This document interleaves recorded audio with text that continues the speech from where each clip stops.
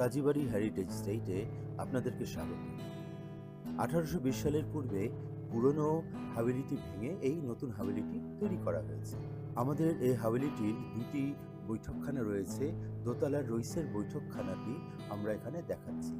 এটি মূলত রইসদের বৈঠকখানার মূল হল রুম। আজ থেকে 200 বছর আগে এই হল রুমটিতে শোভা পেত পর্দা এবং পর্দার সাথে আপনার মুক্তোর ঝালর, এবং সিলিংয়ে শোভা পেত মোমবাতির ঝাড়বাতি, যেটি চেনের মাধ্যমে নামিয়ে সেটিতে আবার জ্বালিয়ে আবার উপরে উঠিয়ে দেওয়া হতো।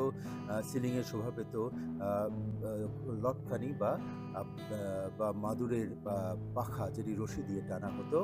আর ফ্লোরের মধ্যে থাকতো ইরানি শাতরঞ্জ বা কার্পেট, এবং কুশন চেয়ার, ইজি চেয়ার্স এবং বিশাল বিশাল ডাইনিং টেবিল দিয়ে এই রুমটি সজ্জিত থাকত।